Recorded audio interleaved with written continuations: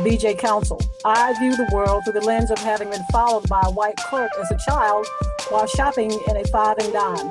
I'm a retired police executive and own UN50, which gives guidance on surviving interactions with police. Welcome, everyone, back to UN50. My name is BJ Counsel, and we are recording out of Durham, North Carolina, the Bull City. And tonight, who we have Chief Henry King, who is the Chief of Police down in Edenton, North Carolina. And so for those of you that are joining us for the first time, UN50 is a business that was started in 2015. I'm retired Deputy Police Chief, and I started this business primarily to help individuals survive interactions with law enforcement, primarily Black and brown folks.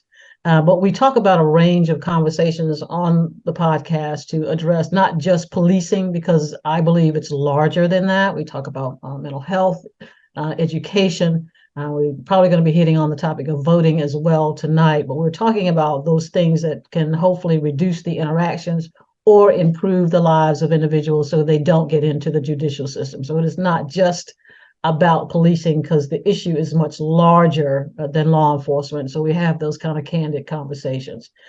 So tonight we have Chief King, and just in case you hadn't heard, and I'll probably say it again at the end, we released a film, and he is part of the film called hashtag HUEMANS, hashtag Humans, a Guide to Get Home. It's on our UN50 YouTube and on our landing page on our website. It's a little less than 28 minutes. And we're also calling it that it has what we're calling 5.0 version, a new version of the talk. And Chief King was part of that film. And so hopefully if you have the time, it's free. We're putting it out there so folks can have enough information on how to interact. So Chief King, thanks first of all, for saying yes to the film. I appreciate your support in that and helping us get that out there, helping us get the word out there for Black folks to have this information if they choose to use it. So I'd like for you to kind of give us a little bit about your background, and then we're going to kind of talk about your career and the issues that you're dealing with as a Black police chief during this moment that we're in. Certainly, BJ. Thank you for having me on tonight. I really appreciate the hard work you're doing. As a Black father, I appreciate UN50 because I have a son that's 13 years old, and I want him to understand the importance of obedience, complying, cooperating, being courteous, and complaining, which we will get into later on. But I appreciate it because, you know, with young kids today, they don't want to hear it just from mom and dad. Sometimes they have to hear from that other person that's saying the same thing that mom and dad is saying. Yeah. It sounds different when it's coming from someone else. Yeah. But a little bit about me. I was born and raised in Durham, North Carolina. Those y'all from Durham, I grew up in a neighborhood called Turnkey. I don't know if it's still called Turnkey. Yeah, it is. 3036 Wednesdale Street was my neighborhood. Wow. I used to play at the rec center. I used to go visit the Scots at the rec center in Turnkey. And then my family moved out towards the country. And I wound up going to Carrington Junior High back then, and then Northern High School. Played football. After graduating from high school, I obtained a scholarship to North Carolina Central University, where I played football and majored in criminal justice. Had a wonderful year at NCCU, Eagle Pride. Joined the United States Marine Corps. Served 2 years in 29 Palms, California. 2 years in Okinawa, Japan, where I was afforded to board a ship called the USS Exit, and we went all over the place to Thailand, Singapore, Philippines, Hong Kong. 6-month deployment, and got out the Marine Corps, came back home to Durham. Actually went to a job fair at NCCU. Applied with a bunch of different agencies, Durham being one of them. But Rocky Mount Police Department picked me up, and I worked there from the year 2000 to up until 2018 before I transitioned as Chief Police of Edenton, where I'm in today. And I can tell you that it is my upbringing, it is the training that I received at Rocky Mount, and it is the humbleness that I learned in the Marine Corps is why I'm here standing before you today as police chief. And I would encourage anyone of color, if you want to be a part of the solution, then apply to be a police officer so you can make a change within. And you know, for those of you hopefully that are take a look at the film, that's what the chief talks about that opportunity of George Floyd talked about that. And I want to go back to what you just said. I think people need to hear is that the upbringing. And I truly believe that. I'm so glad you said that, because we can give officers who we hire all the tools in the world as to what and how they need to do the job, but there is something innate that you have naturally of service, I think. And I'd like for you to expound on that a little bit more. But I definitely, because I did not, I became a police officer because I needed a job, but it fit me like a glove. And I really relay it back to how I was raised to treat people. So if you can kind of talk about that a little bit. I'm just so glad you said that. Go ahead. But see, BJ, I've always, been a mama's boy. Mama always told me how to treat people. I was blessed coming from a two-parent home, mother and father in the house, and then been raised in church, being the the son of a pastor and the grandson of a pastor. Reverend Z.D. Harris, Oak Grove Freeman Baptist Church, old off of Fayetteville Street. So I mean, it's just the upbringing, and I was raised during the era where churches were more of community churches, where sometimes there seem to be community churches. They're not in the same people that's in that community where the church is at don't attend that church. They may attend church, but they don't attend that church. Right. They drive all the way across town, or people from Creedmoor, driving to Durham to go to church. And we want to get back to where people right in that neighborhood where Oak Grove at attend that church. Mm-hmm. We say it takes a village, but we gotta teach that village. We gotta surround that village.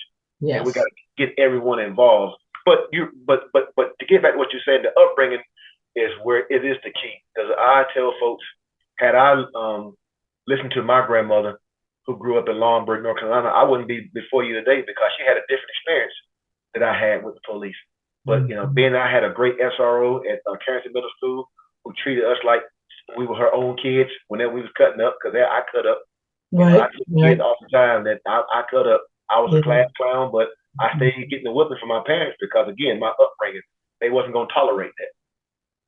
The upbringing, I think, is key. Even don't think about it, because sometimes when I'm doing these talks and I'm thinking, you hear some of the community or some of the people in the audience, well, I don't ever want to be a police officer. And I'm like, but you're the one that we need, because you're out here, you're doing work in the community, you know people, and you may not be ready to go to college full time, but this is an opportunity that, nobody says you got to stay there for 30 years.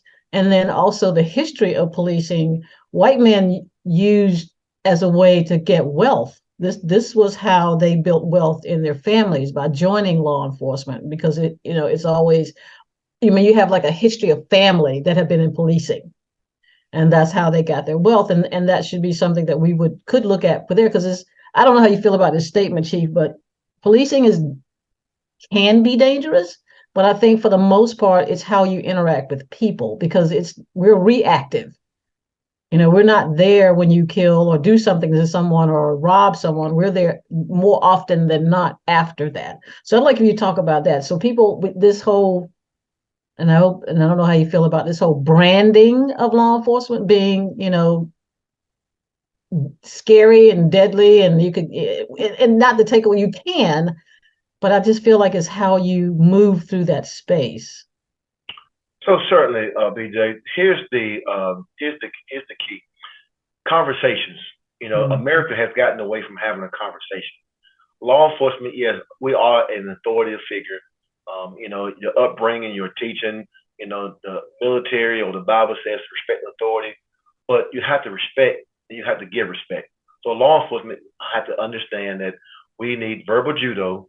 We need to treat people the way we would treat our parents, ourselves. I tell officers all the time that you investigate a case if you were the victim. You're not going to shortchange yourself, so you're not going to shortchange that citizen. You're going to treat people the same way you would treat yourself. You're not going to talk ugly to yourself, so you're not going to talk ugly to that citizen. Yeah. But I tell citizens that, just like you said, having someone that went to college and majored in psychology would be great to be a police officer. Because guess what? Maybe you can head up the crisis intervention training unit.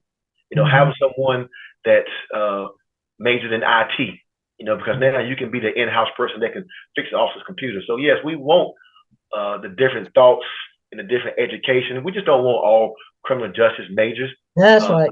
That's to be right. Say that again, Chief. Say it again, Chief. No, we don't want all criminal justice majors to be police That's officers. right. You know, we want a variety because the world is not made up of just criminal justice. It's made up of all kind of. Listen, I would love to know that my partner, when I was on patrol, was going to nursing school.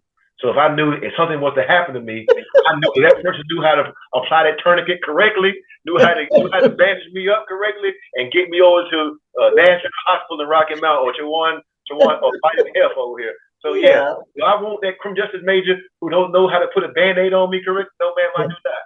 So yes, having a variety of different people in this expertise helps out today. Yeah, yeah. Talk about your 4 C's too, Chief. Yes. Yeah, talk about that because I had written that down a couple of times. I was like, oh, I mean, I love it. When you came out with that, I was like, oh man, that's sweet. Yeah, so let's talk about that. Well, when I go out and I talk about know your rights and getting the citizens to understand what to do when you're encountered by law enforcement at your house, on a vehicle stop, or on the streets, I always talk about the 4 C's. And the first one is to comply. And complying does not mean giving up your constitutional rights. Complying means just following what the officer tells you to do. If he or she tells you to stand there, stand there. If they tell you to remove your hand out your pocket, remove your hand out the pocket. Just comply. You know, that doesn't mean you have to answer the question. You have to tell them anything unless they tell you suspect of a crime. You know, be courteous. Being courteous is just saying, yes, ma'am, no, ma'am, yes, officer, no, officer. It's not losing your manhood or womanhood. You know, most of your upbringing, you always had to say yes, ma'am, yes, sir, anyway. So if you're used to saying that, then it's not going to hurt you in any way. And again, you haven't lost your manhood or womanhood. So, the third one is cooperate. You know, by cooperating, again, that doesn't mean that you're giving up your constitutional rights. But if you don't have anything to hide, say, officer, I'm coming from Walgreens. You can call Walgreens. If you allow me to go in my pocket, I can show you my receipt that I just left Walgreens. You know, cooperate.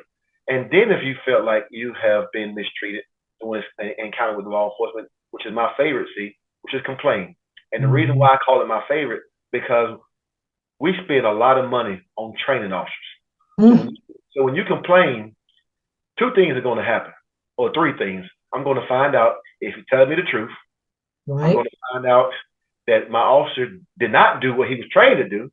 And I'm going to find out, do I have a policy or I don't have a policy that covers this area, and maybe I need to address it so that way we can fix the problem because we want to provide good customer service.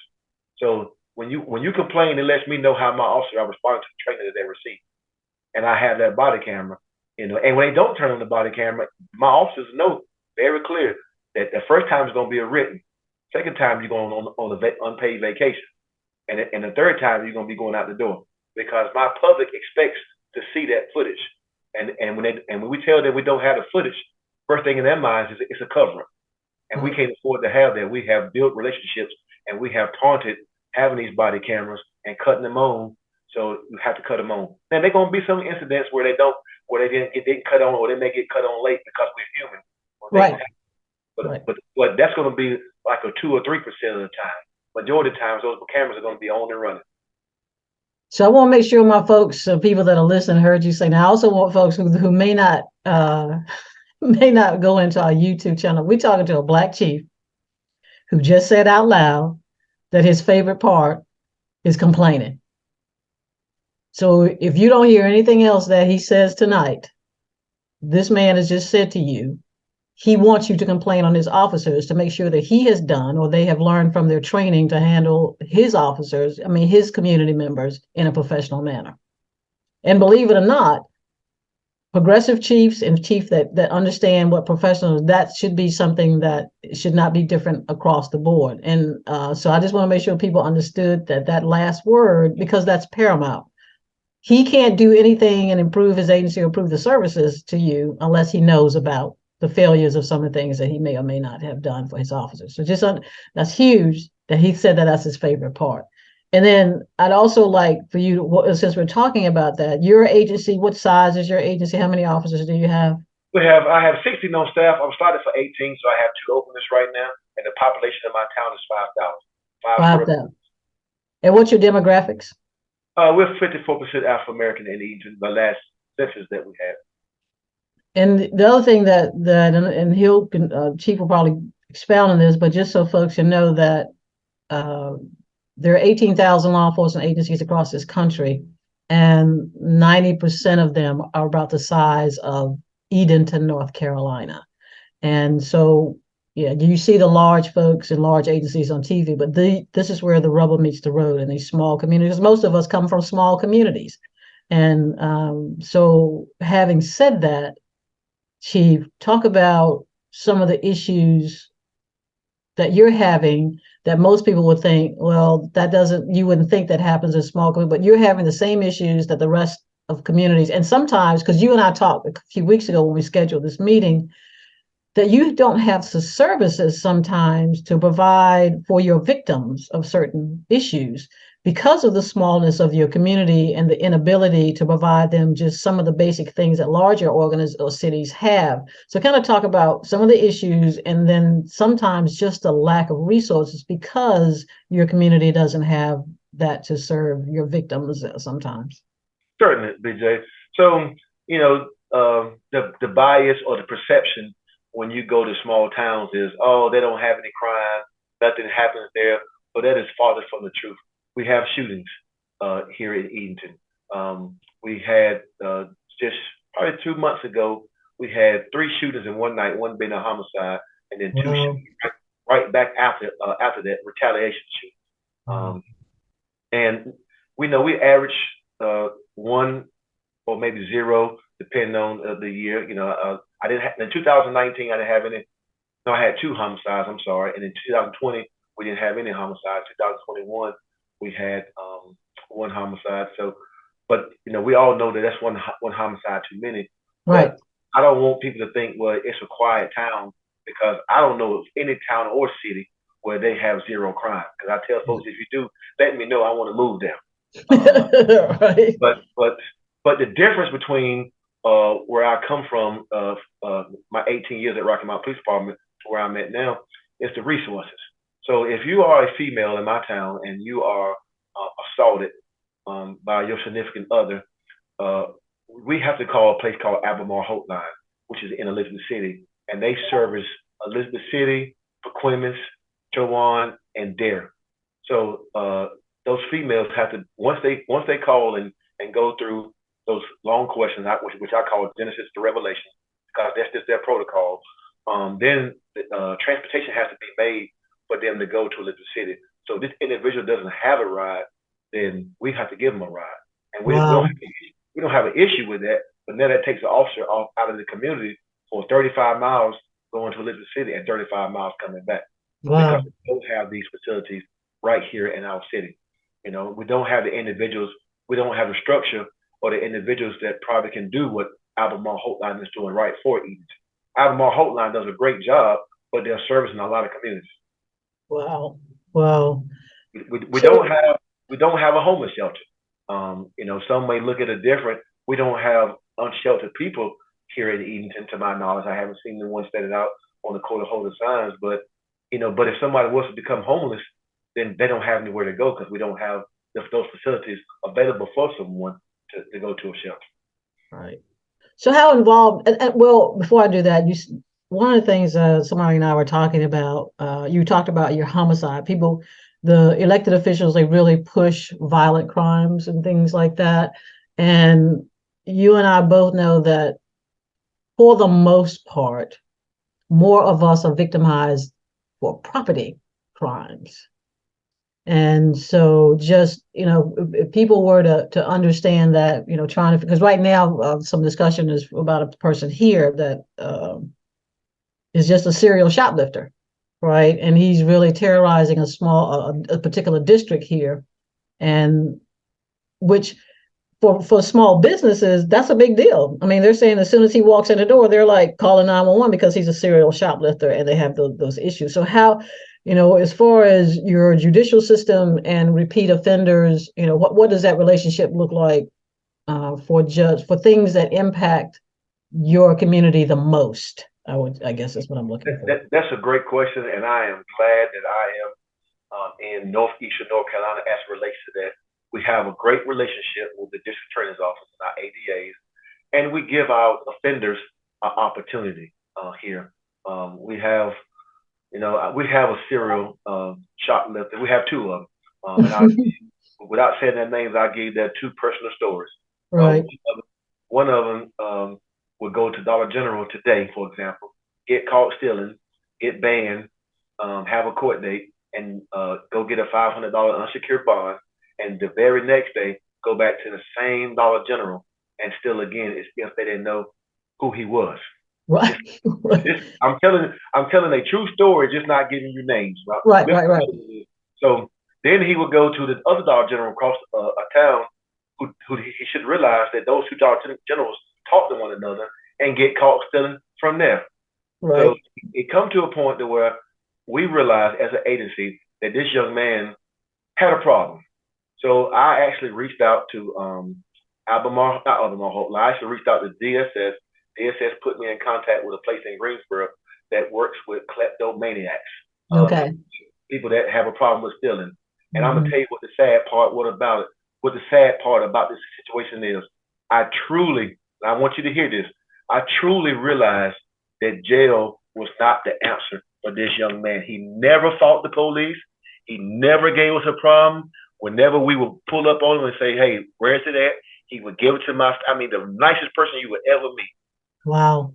When I called that facility in Greensboro, they told me that if he does not have insurance, that they don't take Medicaid. I get a mix of Medicare. They don't take Medicaid. Whichever one of the better.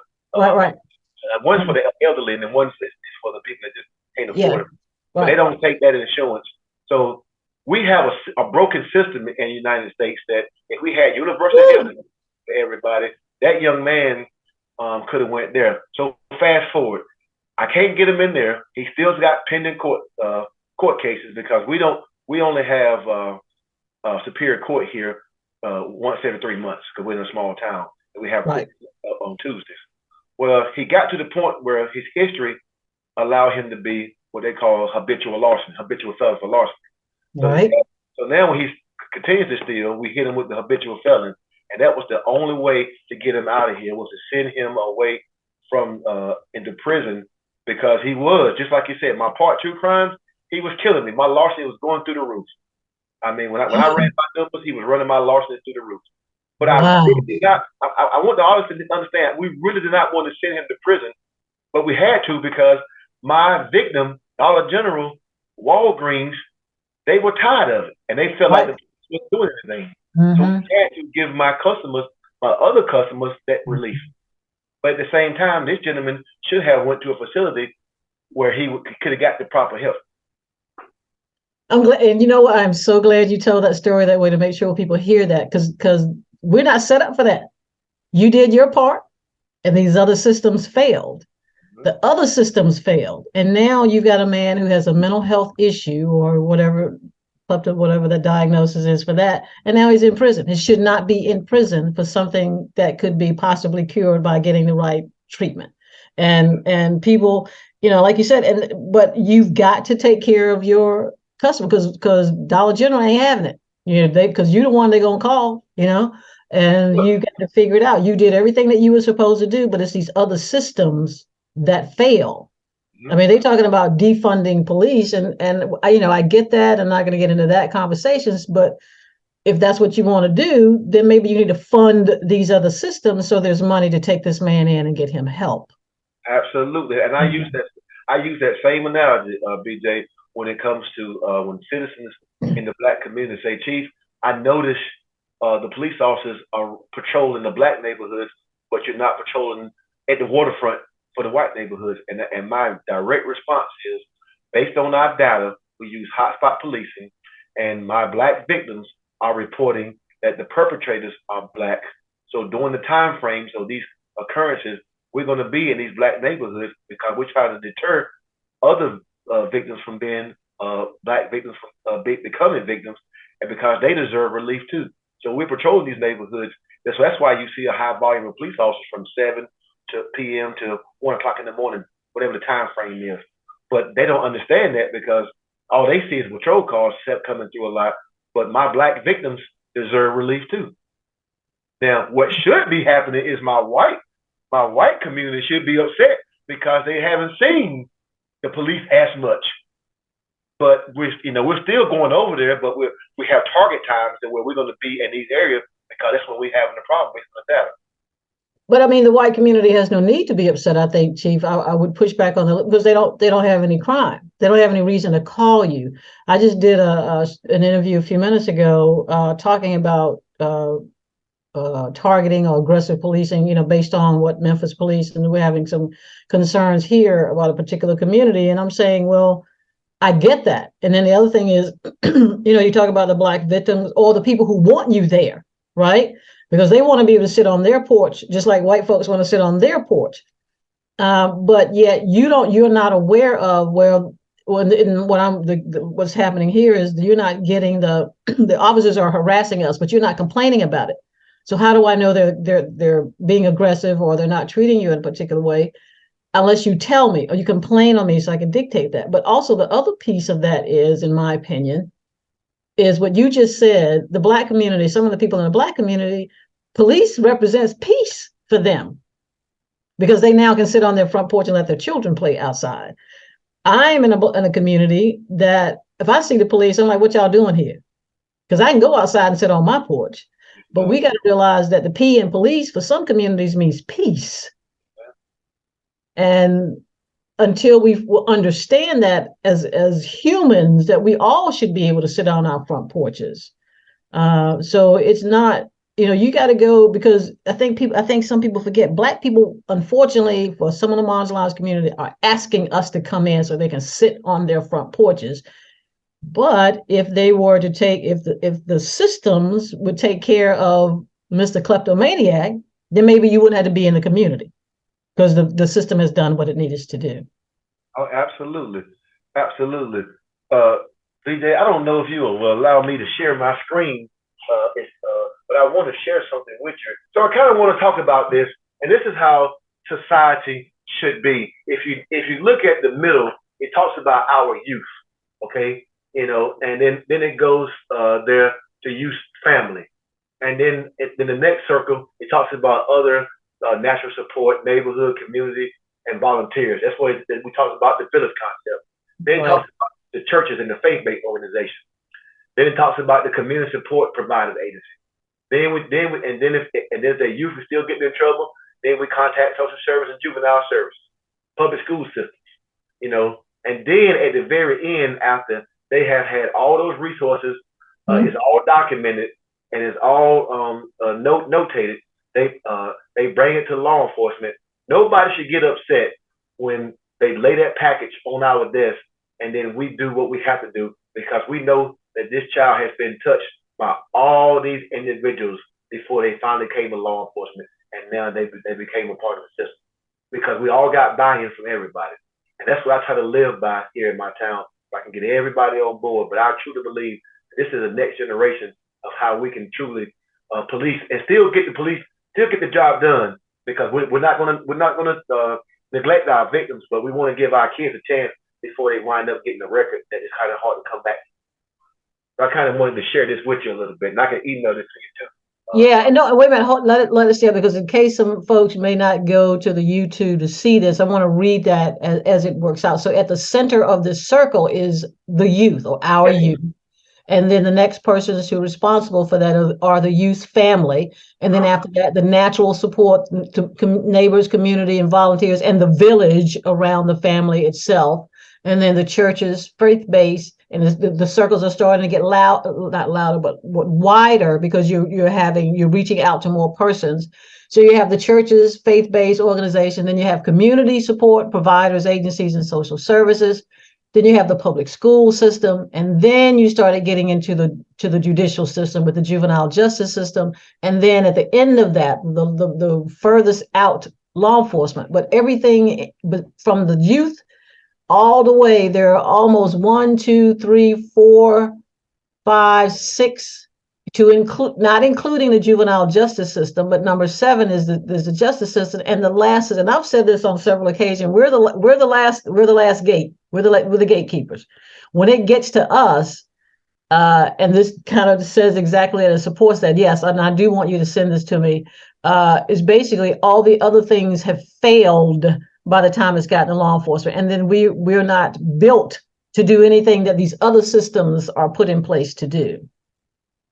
Yes, ma'am. Yes, ma'am, man. And then what I also want my citizens to understand is, no one should get upset at law enforcement. We did everything that we could do because, like you said, we're not experienced in juvenile justice. We don't run teen court. We're not a counselor. So when it comes to us, we're the police. We're going to investigate it. We're going to make sure the case is fair for the DA's office, and then we're going to let the system work for itself. But see, Chief, I'm glad you brought that up because also, yeah, because what it all, and see, just taking the example of Mr. Kleptomaniac, it got to you, and you actually try to shove it back up into the other systems. You got him down at the very edge of the circle, the last system, so to speak, and you actually were trying to work him back up into social services and community support and provider agencies. You pushed him all the way back up into the inner circle, and it still failed. So you were trying not to take it. Oh, yes, ma'am. Right. So this, I mean, even if you got him, even based on this circle, it followed the natural process, but you were trying to shove him, which most agencies do as well. They're trying to shove them back into the system, but the systems they're failing. They don't have enough money. They don't have enough bodies. They don't have enough beds, blah, blah, blah, blah, blah, blah. So, keep looking at us. It's just like, that's not cool at all. That's not cool at all. So it is not, that's why when I started the thing, we were trying to let folks know this is not, just a police issue. But I wanted to share this with you, BJ, because I know that you're out in different communities, and I wanted the community to understand that this is very important. If we could lay this foundation out, and people would trust the process from the front end to the back end, and then there was no hard feelings, because most times if you stop somebody today and you give them a warning ticket for speeding, then you stop them tomorrow, and then you give them a town ticket, because we have town tickets here. Okay. And town tickets don't count on your insurance, and they only cost $50 that goes to general funds. Okay. For speeding, Okay. and then the third time you get caught speeding, you can't be upset when the officer gives you a citation. Because I mean they have stopped you 3 times, and I mean, even if we go back to the verbal one at the first stop, then the one ticket, then the town ticket. I mean, wow. At some point you have to say, you know what, I made a mistake. I was exactly. You got to own it. You got to own it. I am so glad you did that. That is so awesome. I'm so glad that you put that up, because that's just absolutely perfect as you're trying to do that. So thank you for that. So let's just kind of stick with that for just a moment, because you and I also talked about the relevancy of voting and its role in police reform and things like that. And just so people will know where I am on that, and when I have the opportunity on a platform, that people got to understand voting does have an impact on police reform. Because if you vote for the folks that believe in police reform, in whatever fashion that is for you, I'm not saying you need to be one way or the other, but whatever that looks like speaks to your ideology for police reform, you vote for that person.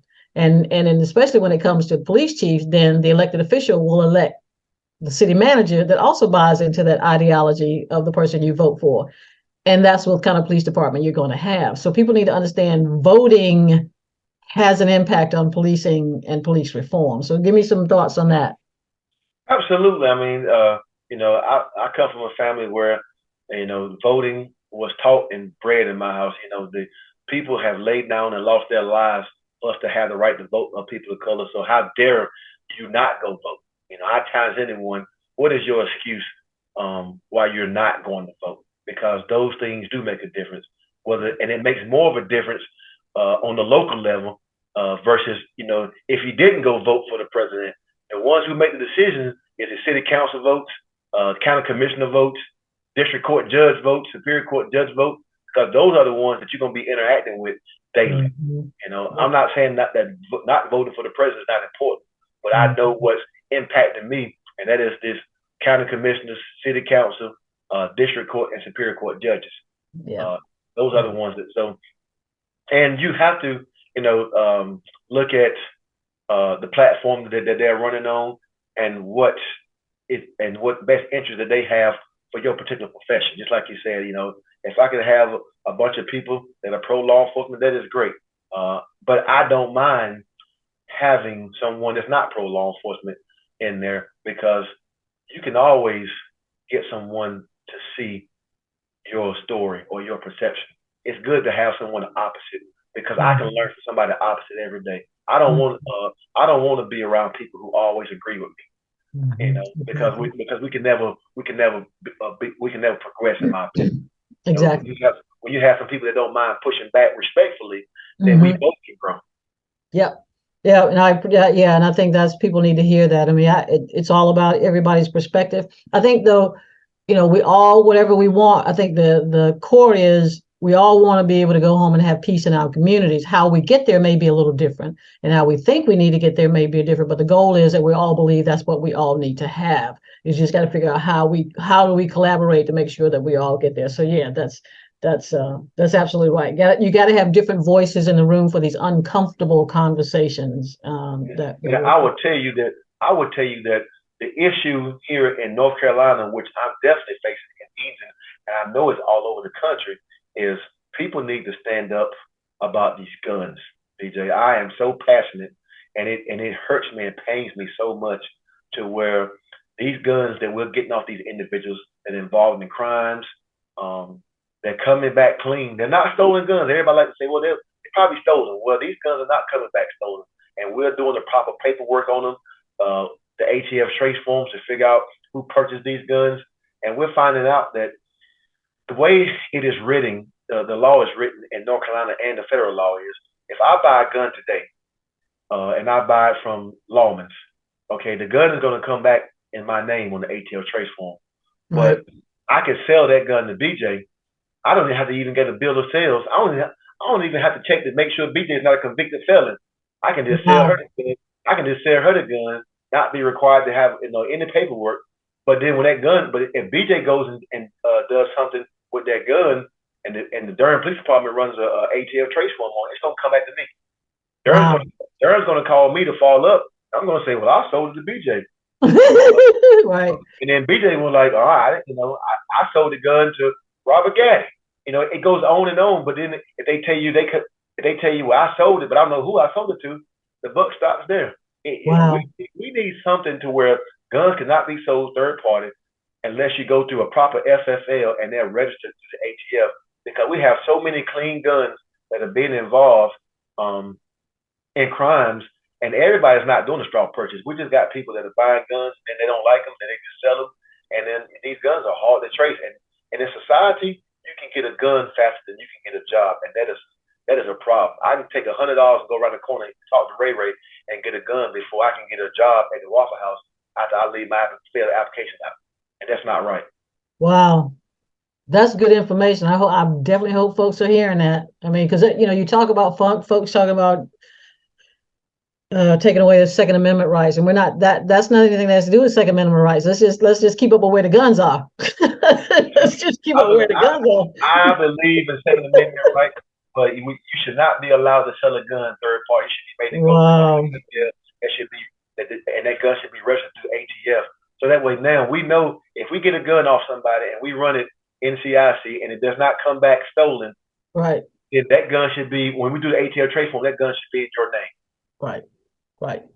Yeah. And I think and I'm sure at some level I was aware of that, but I'm really glad you said that, because now it helps me, with my message and stuff, and brings it back to the forefront of my brain. I also want to talk about your bowler rap. Okay. And I think you were the first one in the state. And I want you to talk about that because with everything that's going on with tasers now, especially, several months ago, there was a lot of taser incidents and folks dying supposedly from them. But I think professionally, as we know, that tasers are still non-lethal, as I was told years ago by a city attorney. Sometimes the body's going to do something at the same time as you put some electricity to it. So that's just unfortunate that a body may react. But for the most part, it's relatively non-lethal. more often than not. But you found something, and I think you, if I remember correctly, you're the first one in the state to actually use bowler wrap, and that speaks volumes as a Black chief, because you're trying to find the less means of you having to put hands on or even electricity or it's using a taser. So kind of talk about that decision and give us a little bit so people will know what that is, and they may want their agency to consider bowler wrap as well. Yes, absolutely. So I'll hold it up right here. This is the bowler wrap. We have every one of my officers from the chief on down. As you see, I just pulled it out my holster because I carry the same thing that my officers carry. So the story about the bowler wrap. I'm a graduate of the Police Executive Research Forum, Senior Management Institute of Police in Boston. And when I graduated in 2016, I kept up with my classmates, and we were on a group chat when one of my classmates out in California was talking about this Batman device. So he showed me this Batman device, and it sparked my interest. I said, "Wow, this is something that we really think that I could utilize here in North Carolina." And so I had him send me information. Obviously, I wanted buy-in from my staff, so I played the video for my staff. They in turn, it was a little intrigued, but they just didn't see, something new. The officers, they really, they're kind of questioning about, how would it really work. So Right. I invited Bowler Rap to come to the Justice Academy, which is the hub of all when I have police officers get trained through Justice Academy. And they hosted the Bowler Rap there. I sent my staff there, my captain, a corporal, and a sergeant. They came back with feedbacks. And then I hosted Bowler Rap right here in Edenton. And what I did was, like I said, I believe in community buy-in. So Right. I had Bowler Rap come to my Rotary meeting and do a demonstration, and I had them go to the hospital and do it with the nurses in emergency. Wow. And I felt like if we were going to use the Bowler Wrap anywhere, it was going to be for an IVC patient trying to leave the hospital or being capacitated. So once my nurses and my Rotarians, the community, saw it and enjoyed it, you know what? I didn't have to go and ask counsel for nothing. They went to counsel for me. And they said, we want it. We want the police department to have this. Now, wow. when the Bowler Wrap came, I invited my mayor and one of my council members, and my mayor actually got Bowler Wrap. So I love it. So now he understands that it does not hurt. What it does is capabilities, and we have enjoyed it. And I will tell you a personal story that when we came the first agency to have it, and a lot of chiefs, I'm not going to say their name, right? They picked and they joked me for having this Bowler Wrap, and they had these stories. I'm working for Bowler Wrap. I'm gonna go to work for Bowler Wrap. Well, 2 years later, some of them same chiefs, because police reform was still being pushed like it should be, and things were happening.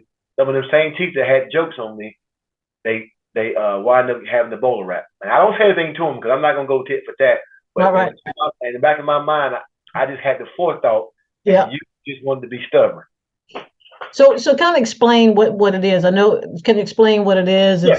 So it's designed, the Bowler Wrap is designed to just almost like the taser, with the exception it has no electricity. When we deploy it, it has a green light just like the taser has that we can place on the body, and when we deploy it, it comes out and it wraps around the human body, and it pulls them in. So therefore, you can wrap somebody, you can hit them 3 times. High, low, around the legs, and then now you can move in and just put them in handcuffs. And the string is a Teflon string, so you're not going to break it. You're not going to you're not going to get out of it. You can barely move as you get wrapped around the legs or around the arms, and it's just so much of a win-win, because if I have a 60-year-old veteran or 70-year-old veteran who is strong, who maybe have dementia, we don't need to go hands-on to get hurt or hurt him. We don't need to tase them, because we know tasers locks your body up where they can fall and bust their head. That's right. We can Bowler Wrap them, and we have them. Now, obviously, if they're standing up against a wall, the Bowler Wrap won't work because it needs room to wrap around them. So you have some limitation that you have. Right. But having this tool, it's just an added tool to go with our tasers and our less lethal shotguns. And it's probably going to happen, BJ, that we're gonna Bowler Wrap somebody one day, or somebody's gonna get Bowler Wrap, and somebody's probably gonna have a heart attack. But the story headline is gonna be the Bowler Wrap killed them. but Right. it won't be because it has an electricity. Right. And I'd rather stand behind that before I stand behind the taser. I'm not talking bad about taser. I just know Yeah. that bowler wrap does not shoot out any electricity, but I Right. believe in the taser. Right. And bowler and so when people understand the bowler wrap is the kind of looks like the cowboys where they would throw something that wraps around the legs and stuff, and that's what it is. And it's a really large bang as a distractor, and it gives the officers time to get in to the person. And I think I read somewhere where like he said, you can't. It's around you, and you still have the mobility to move. So if you do fall, you can kind of catch yourself, and it can stand up to almost 300 pounds worth of pressure to try to move it to break it. It's in between the verbal command when verbal commands begins to start to break down. So it's in between the verbal command starting to break down and before the officer starts to consider taser. So it's in between verbal command and taser, which I think is just an excellent thing that you've done. And so I appreciate that. Now So I'll tell you, BJ, I got a lot of pushback, not in my community. Like anything, I shared the information with a lot of the historical Black colleges, and I'm not going to name the college, but one of the right. colleges kind of pushed back because they felt like historically they would look like officers were lassoing Black people, So, and I never thought about that, the image, but I counteracted by saying, well, I'd rather you bowler wrap my child in college versus spraying them in the face, tasing them, or hitting them with an aspartame. So, Yeah. there Yeah. were some exceptions of it, but it's to me one of the better tools because it doesn't cause any pain and it keeps the officers safe and it keeps our citizens safe, and we Right. want to keep our citizens safe. Yeah, I mean, and you, because you're still in a profession, I'm still on the outskirts of it now, but just to hear people say that, and then you've got, Black bodies being shot 16 times or tased or beaten with bloody faces, and you're talking about using a tool where the possibility of being injured or killed is reduced dramatically. We've got to choose our fights. And then we got to move on. It's a different day. Like we said in the film, we're not dealing with the same policing that we were dealing with in our ancestors and our forefathers. We, as the descendants of slaves, are working with descendants of slave owners, and we have evolved. All of us have evolved for the most part. So just kind of as we close this out, kind of talk about this climate for you, being a Black chief, being progressive, and I'd also two things I'd like for you to cover because we kind of talked about it before. Is just obviously talk about this moment as being a Black chief, but also talk about this. Some people, but you're in Edenton, and you made a comment about everything that you have said is also said by police chiefs in organizations that have 500 plus. And so this sometimes people believe that, oh, he is a chief in a small community, but he's just as progressive, just as forward thinking about how to serve, just the same as if he were running an organization with 2,000 persons in it. So we need to stop looking at police chiefs or in small communities that they aren't doing and working with and trying to do best for their community as a chief who may be doing that. So talk about being in this climate, and then talk about this perception that simply because, and I would also offer, and you can say help with this too, that a lot of police chiefs, now maybe not all of them, but a lot of police chiefs start out in getting their feet wet and how to run an organization and improving small organizations to bring them into the 21st century. Because we still got some Mayberries out there, with all due respect to Andy and Barney, that need to take a step into the 21st century. So we need to own that. And for my business, it's working with those communities where the help is needed most to help them move forward and all this kind of stuff. So kind of talk about that a little bit. Well, absolutely. The climate, being an Afro-American police chief, I tell folks, now's the best time. There have been a lot of groundbreaking barriers. We've had the first Afro-American police chief here, first female Afro-American police chief. We have all kind groundbreaking barriers across the country. So now for me is, okay, how can I reach back and help the next person, regardless of their race or color? Because that's what I want to do. I want to do the things that wasn't necessarily done for me, because I didn't come from a law enforcement background. I have the connections, and the will to say, if you want to be a police officer and you have a college degree, a high school diploma, you're going to do right, you're going to pass these tests, you're going to train correctly, I have an opportunity to give you a seat at the table, opportunity for you to get promoted and be able to make decisions and be able to replace me in a couple of years. Right. I grow you to be the next chief. And you know what? That's one thing I can say about the agency I come from. Rocky Mount Police Department trained me very well, and they have several individuals that left Rocky Mount, like myself, that went on to be police chiefs in Nashville, Fuquay, Tarboro, Edenton, of course, somewhere out on the West Coast. I mean, we have a lot of people that left Rocky Mount Police Department. Wow. To go be police chiefs. And Rocky Mount is not a big agency at that time. Yeah. We were 6 form, but we put out at least 8 or 9 police chiefs, because we believed in training and we believed in the philosophy that our chief covered. And I took that and I molded that. Right. And also to touch on the chief that I replaced, his name was Jay Fortenberry. He came from Rocky Mount. He left Rocky Mount in 2009 and became the chief of police in Edenton in 2009. Wow. I replaced Jay. When I came here, Jay left to go be a professor at the State University, got his PhD. He had plenty of policies. I mean, the policies, BJ, that he had in here was pristine. All I had to do was just update a few, so I was in good hands. Wow. But where I changed the game at was that Jay had started policing back in the late 80s, early 90s. So Jay was not the type of person that believed, or not believe, but utilize things like that, the technology. I came in the technology era. Right. So what I did was start to utilize this technology to be able to put people in jail based on the scientific data.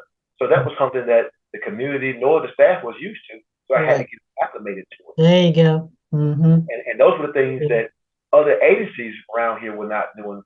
They were not using software or the technology that could help them solve crimes.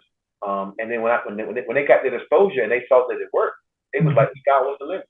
Yep. So we're trying to get things like Navin machines. We're still driving to Rocky Mount to put our shell cases in Navin, because no one, when you pass by Rocky Mount, Greenwood doesn't even have one. When you pass by Rocky Mount, there's no Navin machines nowhere else in northeastern North Carolina. So everybody has to either go to Rocky Mount or the state lab, or either Cumberland County, which is 3.5 hours away, or Wilmington. Please explain the acronyms for the NIBIN, I'm sorry, is National Integrated Ballistic Test. It's what we use to be able to determine shell casing. So shell casing is just like your fingerprint to your gun.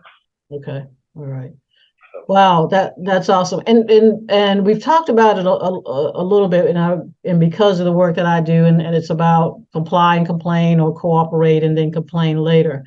Can you kind of talk about the process of that? If community members want to file complaints in your community, what that looks like, and then also along with that technology, not because you talked about the technology that you've brought to Edenton.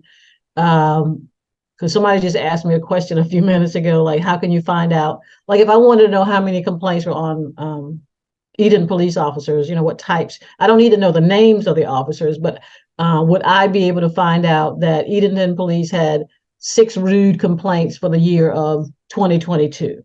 And is that available to your community, so they can have this idea of who's working and what, those types of things, and just kind of walk through that for your community members, and just what you as a chief, how easily, because you said it's your favorite thing out of the 4 C's, how easily is that process for community members? Yeah, so I tried to push this when I was the 2016-2017 president of the North Carolina Attorney Affairs Investigation Association. I tried so hard to get complaints to be able to be filed the same way across all 500 agencies, because it is unfair, and it confuses a citizen when you can leave.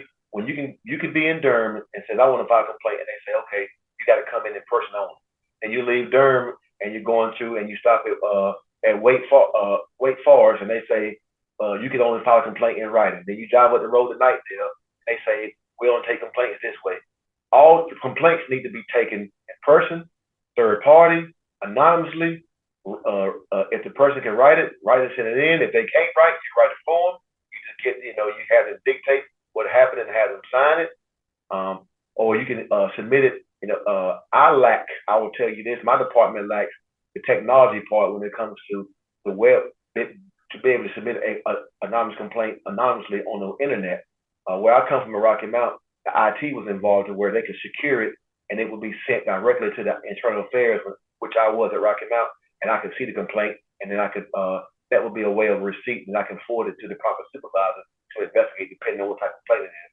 So that's one thing I want to work on here, but it's to be able to get where people can file it via online. But right now they can call, they can come in person, and they can file a complaint. We can take it over the phone. And then when we get done investigating it, we will send them a letter that tells them that the complaint has been reviewed, and that if there was some type of findings, then we would tell them pursuant to 168, Act 168, that we can't share discipline, but Right. we'll assure them that their complaint was addressed and addressed appropriately. And trying to think what else. Make sure I'm not covering everything.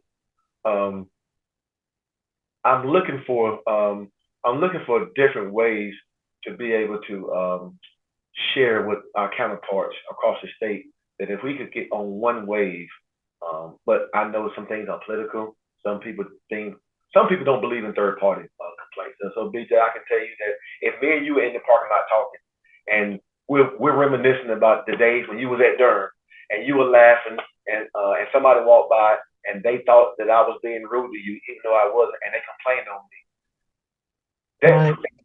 That complaint should not go on my personnel file. Right. Because as soon as they talk to you, they'll be like, he wasn't rude to me, he was just having a good time. Right. But they still should take that complaint. Right, got you. But not necessarily make it a formal complaint in your personnel file, because we all know that where there's smoke, there's fire, and we don't want somebody that's trying to leave in the future because they want to be a DEA agent or something else, and where they got 20 complaints and they're all unsustained or unfounded, because they're still gonna have someone look that sideways for why these complaints are in your file. So you have to make sure that you still document it, but not necessarily put them on their personnel file if you find out it not to be true or not. That's the reason why those body cameras are so important. Right. And that is, I mean, I appreciate that. I think also too, that's something else. And we'll also talk the fact that community members need to know what to ask for. That's what I also talk about. And with the community members, you have a right to ask your law enforcement, how to make their complaint system a little more easy and a little more accessible. I know you talked about you can't do the obviously because you're employees and we're covered by that by being employees. You don't need to know what my discipline is, but I know in Durham what they've done, and you may know this, that you file a complaint on BJ and it's sustained, and sustained means found guilty in our world, that they list the complaint, the type of complaint that I was found guilty on, and then they will list all the possible disciplinary actions from written, verbal, all the way down to terminations, and says that BJ was found guilty of this complaint. And these are the list of the possible types of disciplinary actions that could have been taken, and just list all of them: verbal, written, blah, blah, blah, all the way down. So we know if you see BJ, we know she didn't get termination, right? But you don't know what she got in that chain, but you do know she got that. So Durham started that several years ago. That was part of how they would let the person know, found guilty.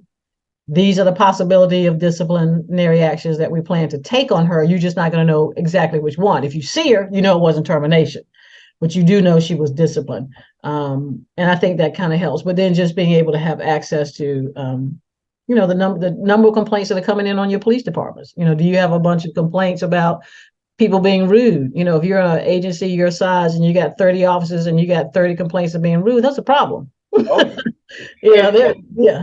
And we have, whenever we do our State of the Union, our reports for crime, we also attach the complaints with that as well too. So that way citizens know, we have this many complaints, we have this many officer involved accident. We have this many officer injuries.